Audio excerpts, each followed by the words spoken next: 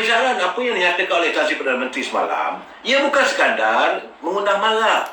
Tapi macam saya katakan, malah ia menambahkan lagi kebencian. Ada yang mempersoalkan bicara tersebut dilakukan secara live. Ini cerita semalam ni.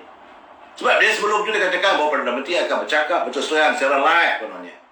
Sebab bila dia buat saja ditayangkan benda itu melalui kaca TV, rakyat sudah dapat bahawa ini rakaman. Kenapa pejabat Perdana Menteri berbohong? Isunya, why you lie to the public? Kenapa anda sanggup membohongi rakyat? Bahawa konon-kononnya bicara Perdana Menteri semalam itu secara live. Sebenarnya rakaman, brother. Sebab itu, warga netizen hari ini mereka sudah lebih kreatif. Apabila kamera fokus pada jam, ternyata jam yang arloji di tangan Perdana Menteri waktu itu menunjukkan jam 6 petang. Artinya rakyat sudah sedar bahawa mereka ditipu. Why? Kenapa seorang Perdana Menteri dan kabilah-kabilahnya cuba untuk menipu rakyat mengatakan bahawa live itu semalam adalah live secara terus terang? Sedangkan itu rakaman yang boleh disunting, yang mana yang baik, yang mana tak elok. Itu pun tak keluar benda yang bukan-bukan juga, yang tak mampu. Sedangkan ini bukan ramai, sebab itu rakyat bertambah benci. Buatlah macam mana pun. Sebab mereka warga netizen hari ini bukannya bodoh, saudara. Saya berhadapan dengan saudara hari ini. Tiap-tiap hari. Tak usah kisahlah dengan apa-apa ni, Jacom ni. Saya bukan orang sembarangan. Saya tidak boleh mengutarakan pandangan yang tak benar. Kalau saya mengutarakan pandangan yang tak benar, lumat saya kena. Tapi apa yang saya nyatakan, saya santuni, isunya sekarang ni, Perdana Menteri kita ni dah menjadi bukan sekadar lendak. Bukan sebagai itik yang tempang. Hari ini Perdana Menteri Malaysia sekarang ni sedang menggali sangat-sangat sejarahnya sendiri yang akan dikenang 100 tahun akan datang, yang akan dikutuk oleh warga di masa akan datang. Kerana hari ini keadaan negara kita ni, tadi ada satu orang telefon saya daripada Kelantan. Dia kata, macam mana tu? Dia kata, saya mengatakan bahawa ibarat sekarang ini negara kita seperti sehelai kain putih yang sudah penuh dengan warna-warna yang tak menentu. Ada warna titik hitam, ada titik biru, ada titik hijau, ada kelabu dan sebagainya. Dan kain itu sekarang ni, kesan daripada titikan-titikan dawat-dawat yang berselerak ini, asalnya sehelai kain putih, sudah pun mereput. Inilah suasana negara sekarang ni. Sekarang kali akan datang, sebab itu jangan bicara siapa calon Perdana Menteri.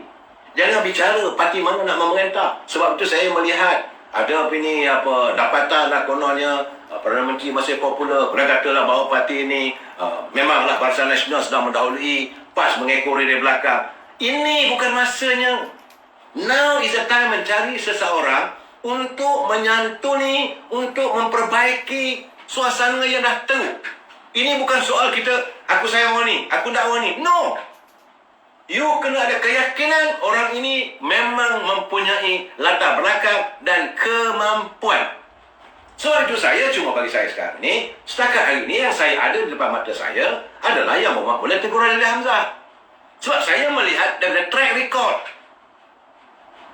Sebab yang sekarang ni negara kita ni dah hancur dah. Kain dah mula mereput. Ada satu hari tu saya pernah berbual dengan beliau. Dia kata, Dok, macam mana you fikir negara ni? Saya ngaku Patik, minta maaf lah. Patik kata, duk bakar je. Kata.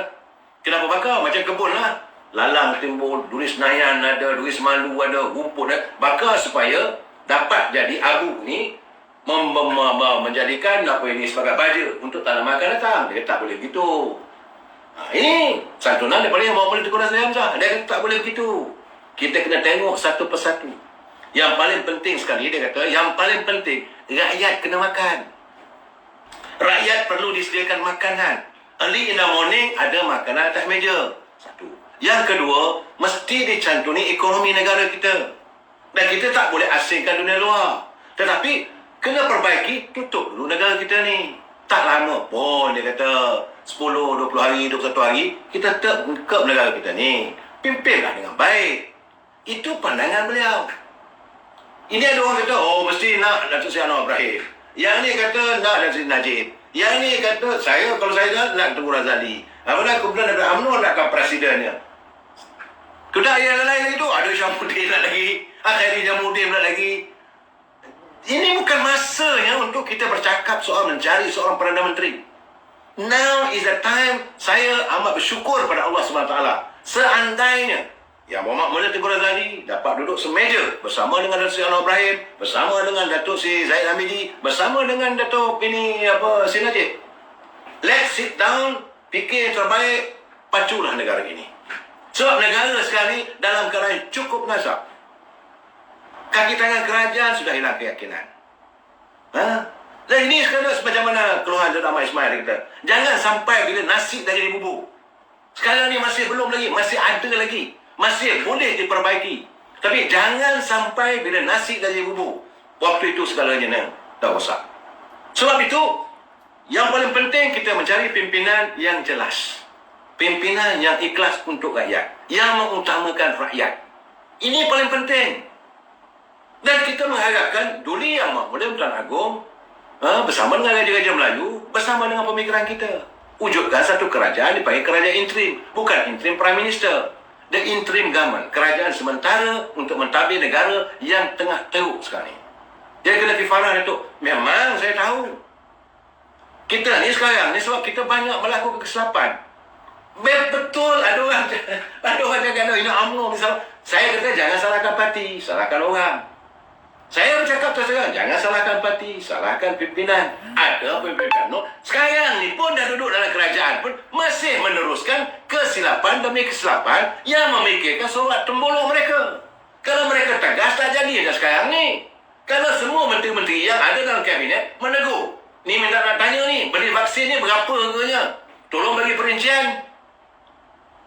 Tak berani nak tengok. Kerana takut. Kerana mungkin masing-masing ada penyakit di belakang. Kerana memikirkan, ini nanti keluar nak buat projek ini. Tok Kuli, Datuk Seri Anwar Ibrahim dan Seri Najib, boleh berganda bahu? Boleh. For the sake of the country. Yang Muhammad Mulia Tengku Razali Hamzah, dia seorang lama. Datuk Seri Najib biasa jadi Datuk Seri Najib biasa duduk bawah Tengku Razali. Datuk Seri Anwar Ibrahim yang bawa masuk UMNO bukan Dr. Mahathir, is Dr. Tengku Razali. Tak ada masalah. Shoot. Sepatutnya beliau akan memanggil tiga-tiga ni santuni negara kita. Nah, ini pandangan saya secara peribadi lah. Bukan saya nak kempen, tidak saudara. Tapi saya melihat negara dalam keadaan begini, this is the time. Gunakanlah dalam keadaan sekarang ni kita masih ada lagi rotan. Jangan besok dah tak ada rotan baru kita nak cari akar. Masih ada lagi yang boleh kita gunakan. Buah fikirannya. Bukan kita katakan dia jadi Perdana Menteri itu, sebab no. Ini untuk menyantuni negara. Mungkin saya tak setuju, saya anak muda tak setuju. Sebab saudara, pemikiran saudara setakat yang saudara lihat. Bagi kalangan usia dalam 40 tahun sekarang ini, tentulah pendewaannya pada Datuk Seri Anwar Ibrahim. Bagi kalangan warga UMNO, anak-anak muda lagi semua ni, yang warga netizen dapat tentulah bosku. Warga UMNO tentulah melihat Zahid Hamidi. Warga PAS pula tentulah melihat pimpinan mereka. Saya melihat dari segi track record, orang yang tidak meletakkan kepentingan diri, orang yang tidak akan melakukan pecah amanah, orang yang tidak akan melakukan korupsi, orang yang tidak akan memberi kronisma, orang yang tidak akan mewujudkan KKN. Saya nampak Tengku Razali Hamzah terus berdasarkan pengalaman beliau bersama dengan Tun Razak. Bukan zaman sekarang, daripada zaman Tengku Abdul Rahman lagi. Mewujudkan bank. Kita tak tahu belajar bank masa itu orang Melayu. Wujudkan bank. Mengajar orang Melayu macam mana untuk meladani dunia pasaran dan saham. Mewujudkan Petronas. Bahawa ini emas hitam milik negara ni yang boleh diperdagangkan, yang boleh digunakan, boleh menjadi angsa emas yang menelurkan telur-telur emas untuk negara. Tengku Razali Hamzah. Beliau mewujudkan Pernas, beliau mewujudkan PNB, beliau satu benda yang orang tak tahu. Dia dipanggil downing rate dia panggil rampasan waktu subuh. Di subuh hari seluruh London terkejut apabila kumpulan Tengku Razali bersama dengan Tan Sri Khalid Muhammad, Tan Sri Khalid Ibrahim, bersama dengan Tan Sri Moha, bersama dengan Cik Gapar, almarhum Tun Gapar Baba, mereka melakukan rampasan daripada saham-saham milik yang memiliki tanah-tanah ladang-ladang yang ada di Indonesia. Dari segi itulah bermula, itulah maka kita dapat mengembalikan semula ladang-ladang yang telah pun tergadai pada penjajah. Jangan lupa, dia boleh buat. Dan sekarang ni masih ada lagi. Saya lihat dia masih strong.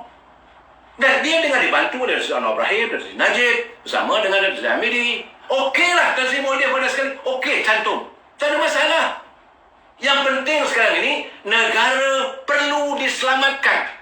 Saya berkali-kali sudah sampai masanya rakyat membuat satu petition minta supaya negara ini perlu ditangani oleh pemimpin yang benar-benar untuk memajukan negara. Kita sambung lagi lah malam esok. Wabillahi taufiq wal hidayah. Assalamualaikum warahmatullahi wabarakatuh. Selamat malam.